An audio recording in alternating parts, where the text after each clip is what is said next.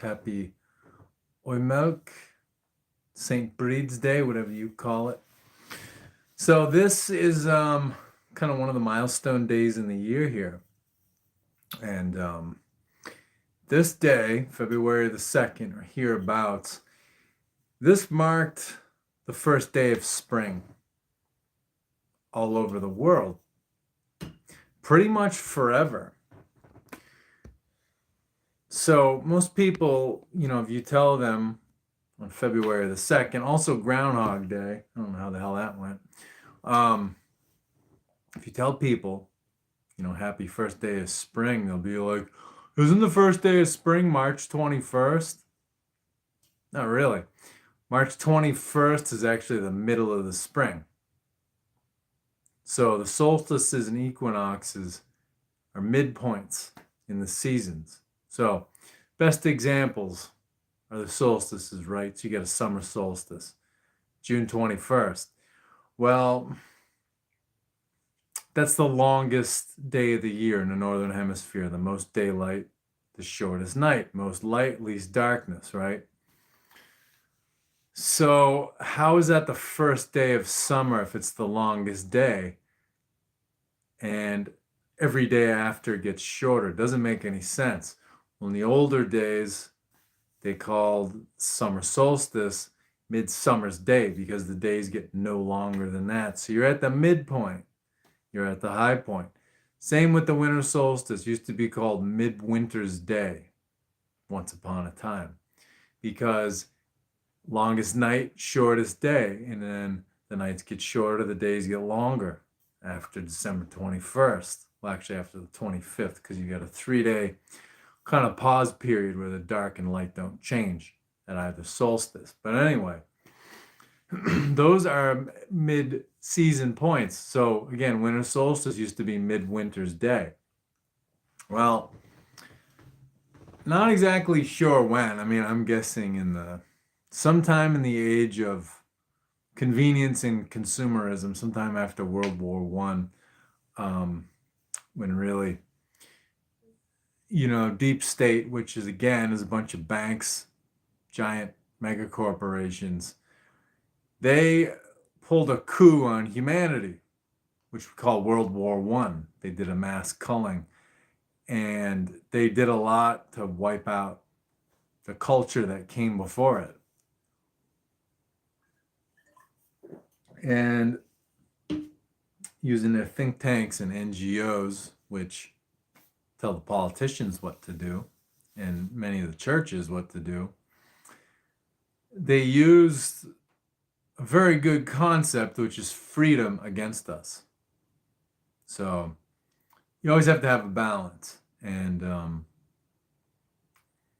the world basically got taken in a direction of just, willy-nilly, do whatever the hell you want, and, don't worry about anything else. So we do need freedom, but, you have to, in my opinion, you have to have some sort of framework for, structuring your life, having a relationship, most importantly, having a relationship with nature and with the cycles of the year, the cycles of time and the seasons. So yeah, at some point after the whole mass culling and coup, which we call World War One, cultural coup, these solstices and equinoxes got turned into the start of the seasons, and what I call the college boy and college girl science establishment, in the universities and such, they started acknowledging that as those days, those solstices and equinoxes, as the beginning of seasons rather than midpoints. And the media ran with this, and so television, radio, and so on and so forth, every time December 21st comes around, they're like, well, first day of winter today. And, March 21st, they call the first day of spring. June 21st, they call the first day of summer. September 21st, they call the first day of fall. Those are actually midpoints. So getting to the point, hereabouts, February the 1st through the 7th falls into there. The observed day is Imbolc.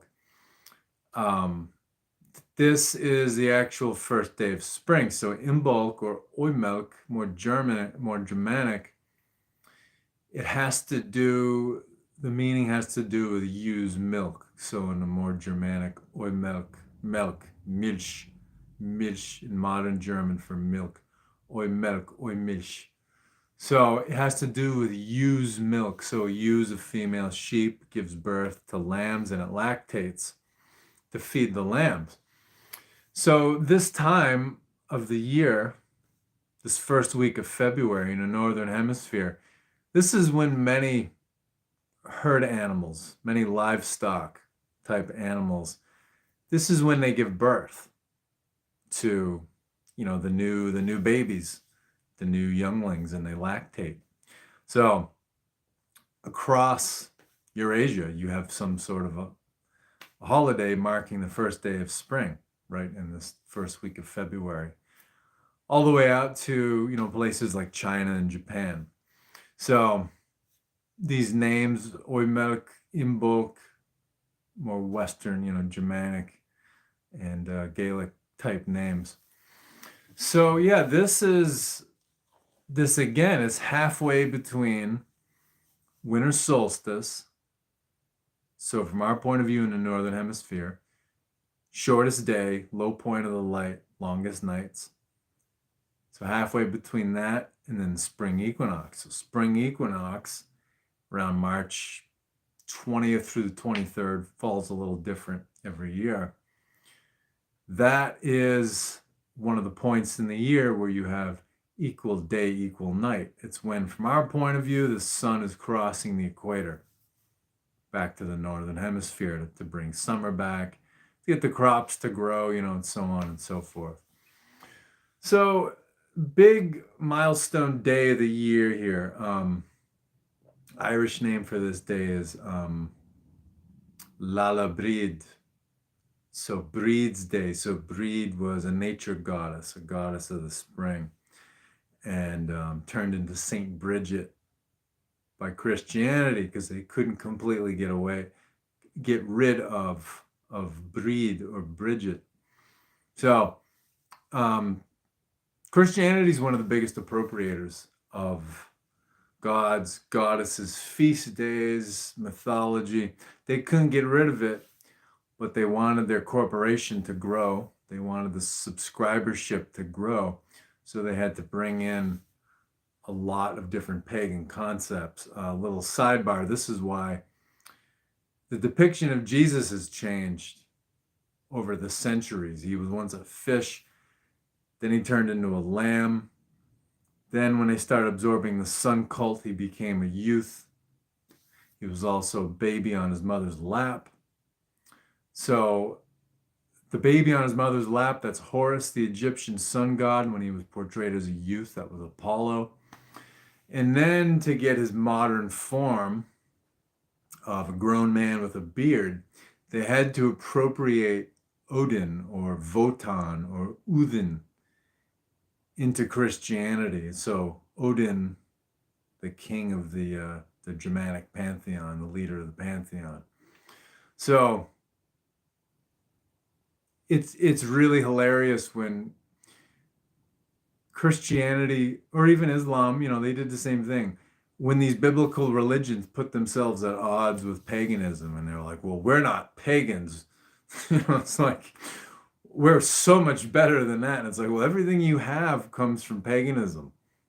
So it's not that those biblical religions are like bad or something, but people in general in the world don't take the time to know where anything comes from. So it's just hilarious when followers of the biblical religions, like, they've got a thing against paganism or the New Age or anything like that. It's like, well, everything you have comes from there. So this religion wasn't like made up out of nowhere. It was like slowly appropriated all these things. So yeah, this anyway, king of tangents, right? So Oimelc, Imbolc, Lalabrid. It's a big turning point in the year. So this is when nature goes from its dormancy and it visibly comes back. You start seeing, some places you start seeing trees budding, and again, the livestock, many of those animals give birth to new young. Sheep give birth to lambs, baby goats, calves, all sorts of things like that. So we are connected with nature. We are part of nature, whether we like it or not, whether we know it or not. Food just doesn't come from a grocery store. It comes from somewhere before that. But we've been turned into shoppers. Pretty much everyone in the world has been turned into a shopper, and there's much we've forgotten. So, and this was why in the old days, especially in medieval times, the biblical religions, especially Christianity and Islam, they taught people, they wanted to frighten people out of the woods and out of the natural world. And they said, oh, Satan's living in that forest. Don't go in there. They wanted to detach people from the natural world so that we as humans don't see our place in it, in the natural world and in the cycles of life and the cycles of the seasons. But really, we're supposed to be the caretakers who caretake everything in existence, the trees, the environment, the animals. So, important day of the year here, and just wanted to throw my 2 cents in. And yeah, I think that's about it. So enjoy this day, and this is the day to plant new seeds for the new year. So envision what you want from the year and take steps to make it so. You have to have the vision. You have to basically be magnetic so that you can bring in the people and the situations you want, but then take the action. Meet the universe halfway. So, thanks very much whenever you watch this. Whether you catch me live or you catch the recording. That's all I got. Have a good one.